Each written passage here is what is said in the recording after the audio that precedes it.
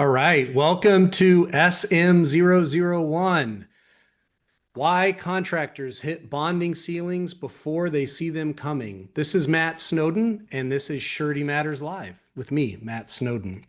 And this is the first real episode. We've done one launch episode, and here we are kicking off what I hope will become a helpful and frequent conversation with you about the things that will help grow your construction business and move it forward.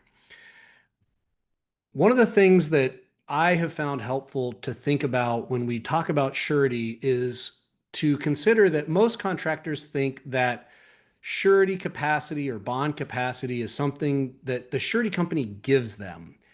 And it isn't. And if you're a contractor, you probably started your business to have control, not to have somebody tell you what you can and can't do. Well, that's what Surety Matters is all about.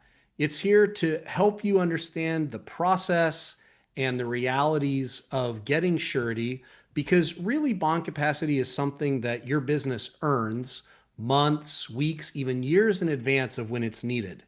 You earn it. It is not given to you. And so think about how we get to where we are at any given time. Bonding problems rarely appear overnight. The warning signs showed up a long time ago. You might just not have been told where they were or known how to read them. And that's not your fault. That's because nobody's taught you. And I'm hoping that through our engagement here on Surety Matters Live, you're going to have much more confidence in knowing where warning signs are coming up that might affect your future bond capacity. And that's really to say that your surety relationship is an early warning signal. It's not just a bond vendor, it's somebody that's understanding what you and contractors like you might face in the future as they grow and change and as they perpetuate from one generation or one ownership team to the next. Bond capacity is really a lagging indicator of business health. Consider that what's happening today in your health is a result of days and weeks and months of years of dietary decisions, of fitness decisions, of where you live and the environment that you're exposed to. All those things show up later as a lagging indicator of the prior inputs. Similarly, the health of your bond program or the health that we see in your company is a reflection of many days and weeks and months and years of decisions that led us to this point. And you have a lot of control over how those things are viewed and understood by the bond underwriter. My goal is not to sell you bonds. Yes, I make a living as a surety broker, and I would love to represent the folks that are a good mutual fit. My job today and in every Surety Matters conversation is to help you feel more empowered, gain back some control over your bond program, and set a course for where you want to go as the business owner driving change in this world. So think of this time as education first. If it helps, great. If not, I think you'll still leave these conversations with a better framework for your decision making and how you are where you are and how to get where you want to go in the future with your business, especially as it relates to surety credit. One client that I can think of that's a good example of this, and we're going to, of course, as always, change the names and the details to protect the guilty, but let's just call him John. And John had a wonderful business. They did a type of construction that needed bonds occasionally. I wouldn't say it was a frequent user, but it was nice size contracts. And he was late in his career. He had made plenty of money over the course of his career to support the size work program that he would want for bonding his type of projects. And he was with a good CPA firm, one that we're familiar with. They did construction accounting CPA work, which is a niche and a specialty that is best handled by those who know that world. And I don't know if it was the CPA's bedside manner. I don't know if it was my client's lack of understanding that unfortunately he had never learned what mattered to sureties. But whatever his decision was, he decided after we had gotten him a $12 million bond, he was in a great place. Everybody was excited about the future of the business. He decided, unbeknownst to us, to change CPAs. And while that it is in a normal course of business, something that occurs, jumping from one CPA to another can have big effects on your bonding program. Well, he left a construction CPA that knew how to present construction financials in a way that would gain support and confidence from the bond underwriter to a tax only firm. And that tax only firm, I'm sure, is great at saving folks money on their taxes. No doubt about it. I have total confidence.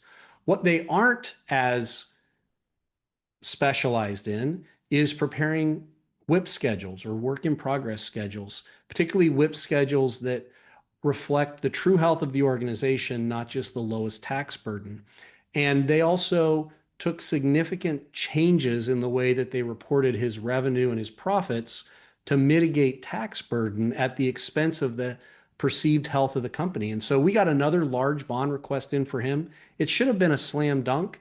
Frankly, his business looked great until it didn't. We started to receive financial updates from him that did not look anything like the company had under the prior CPA. We talked with the tax accountant, not knowing what their specialty was, came to learn that they actually are tax accountants, not construction CPAs. We worked with both of them. We engaged a different CPA. It ended up being a lot of expense to clean up the work that the tax accountant had done. And we eventually got that bond done, but it cost significant time and significant money for an otherwise healthy contractor who just simply didn't understand the effect of how financial presentation affects your capacity for bonding. Great guy, great business, great future. Took a lot of work, a lot of stress, and a lot of strain to get him back on track. And a simple conversation with us, or really any surety oriented CPA, to say, hey, I'm thinking about making this change. How will moving to you affect my bond capacity? And we could have prevented most of these challenges. So, what does that all have to do with Surety Matters today? I think it's important that we consider again that the contractor thinks that the bonding decision made by the surety is made when that bond request arrives. And while that's true, their decision is a delayed consequence of the choices that that contractor has made 6, 12, 24 months earlier. The bond request isn't the problem.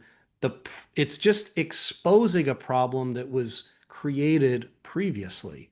And so what I like to say, this is a healthy time in construction. The market is continuing to be good to our contractors. There is a contractor today who is taking on more work, and they believe they are in great times of success.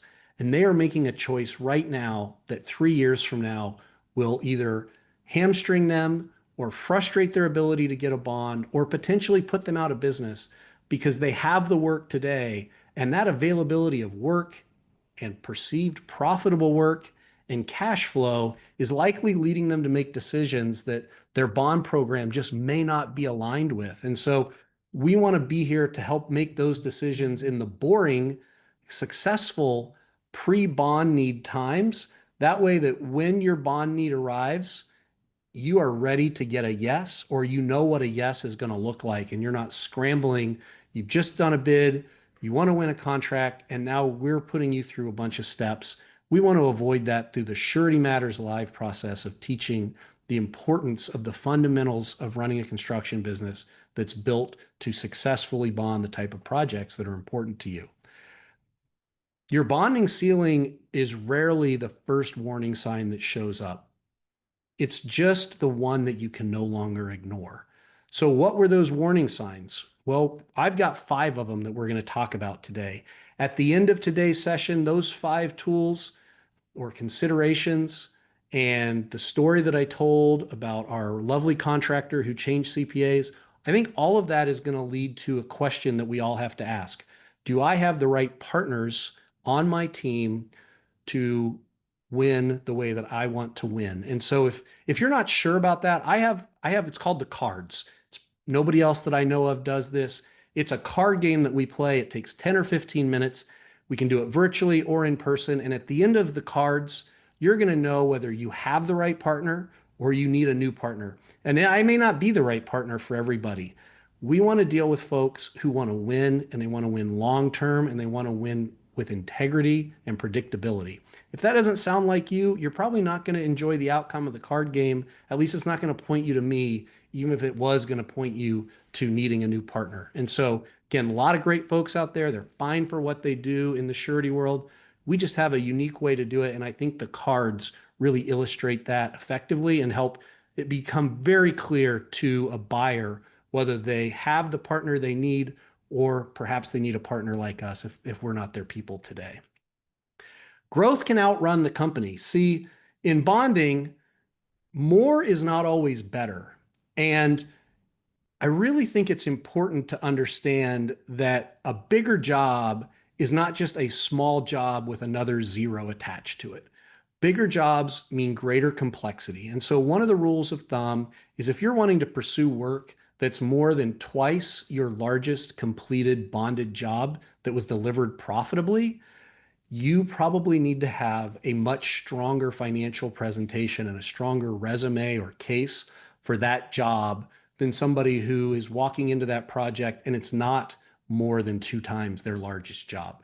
We do lots of jobs that are 2, 5, even 10 plus times the largest job. We've seen it with great success.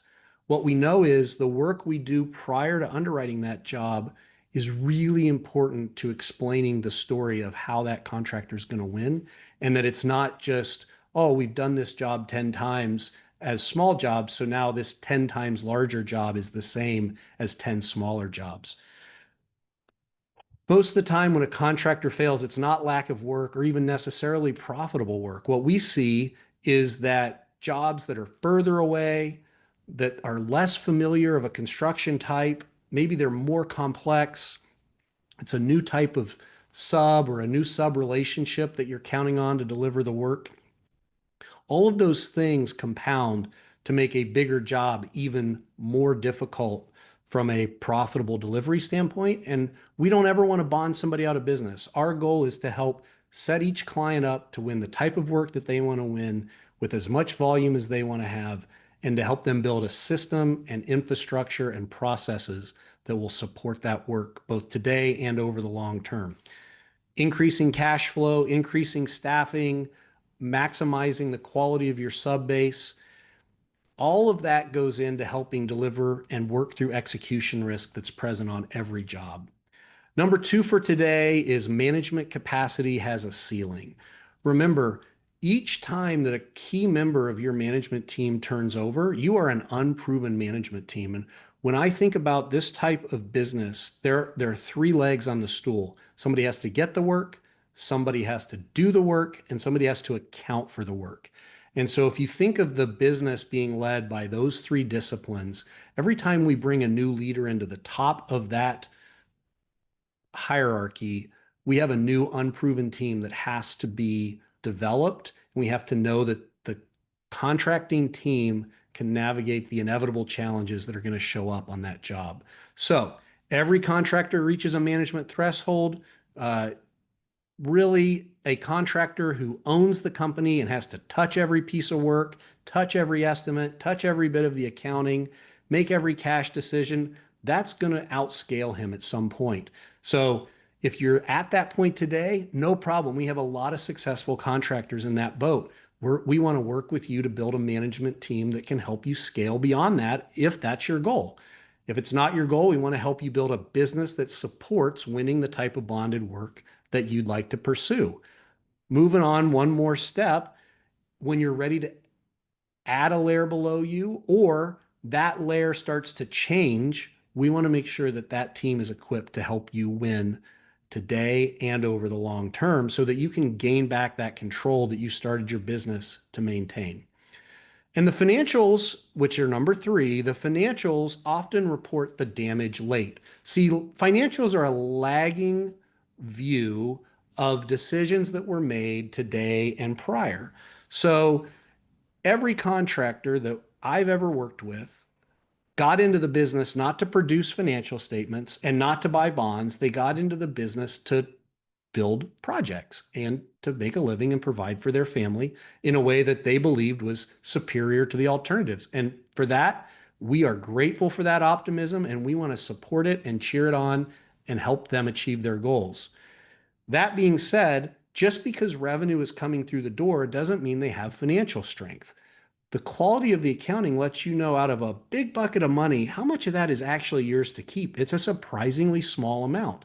And sometimes the money that comes in is actually coming in to meet a future obligation that you haven't encountered yet, which we call overbilling, meaning you've billed ahead of where you're at in the project. And that's wonderful because it creates working capital. And we want to see that, but we want to see it done in a way that you're using that cash for its intended purpose and not treating it as profit when it's really just unearned revenue that you've collected early.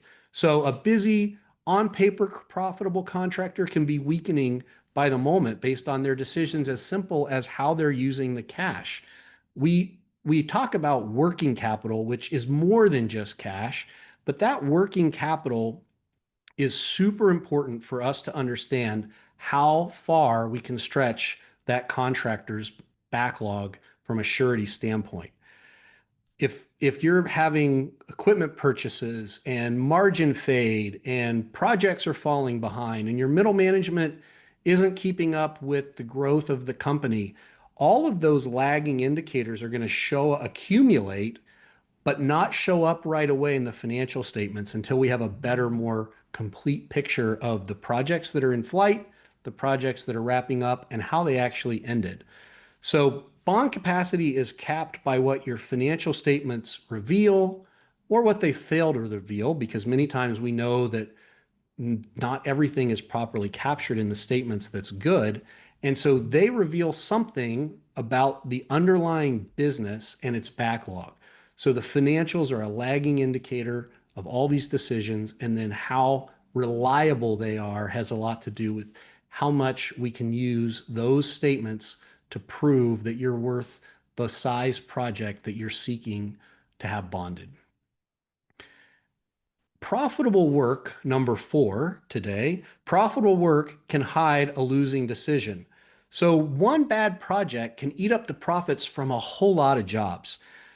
It's dangerous because sometimes a really profitable looking job can be alluring, can take you away from your core business, and it can actually prove to be disastrous for the company because if it's out of your normal geography, out of your normal type of work, larger than what you're accustomed to, more than what you can necessarily cash flow, all of a sudden you're burdened with a project that you're not necessarily equipped to deliver. And that promise of large profitable work that was outside of your wheelhouse could become a poison pill. And so really, contractors aren't going broke because they didn't have access to work or even profitable work. They're going broke because they couldn't get through this large project that was out of the ordinary for them. And it really wasn't as profitable as they thought because it wasn't their day-to-day work. It took some resources that they weren't prepared for, and it diverted resources from many other winning projects to prop up the challenged project. So one or two losses that are larger than your normal project can really become a problem and cannibalize your healthy work. And so that's why larger projects get more scrutiny when they're being underwritten. Number 5, it's our last talking point of the day, is the surety should be able to see around the corner with you. A strategic surety relationship, which is, I believe, the best type of relationship, it tests assumptions about growth and direction that you're headed before you fully made the commitment. It helps you, through an experienced lens, decide whether you're making a move that has proven to be catastrophic or otherwise highly risky for others, so that if you are going to take that risk, you have a better shot at succeeding through it. And your partnership with your agent and your bond carrier isn't intended to limit you, it's intended to drive you forward in a healthy way, because nobody wins if we bond you out of business. Whether it's geography, size of work, type of work, all of those things, your bond company wants to join you and look around the corner with you and see where that's going to take us. And so if your surety advisor is only there to help you transact the bond that you've already decided you need, that relationship is not as valuable and kind of vulnerable at that moment. See, we want to be having these conversations before the exciting need arises, not after the exciting need is in front of you and we have to react with limited time and limited information to try to make good on a commitment that you've already made. So all of that is really just to bring us back to there are 5 really important lessons from today, and I'm going to run through them one more time for you. Growth can outrun the company. Number 2, management capacity has a ceiling too. Number 3, financials often report the damage, but late. Number 4, profitable work can hide a losing decision. And number 5, the surety should be able to help see around the corner with you, not just for you, but with you.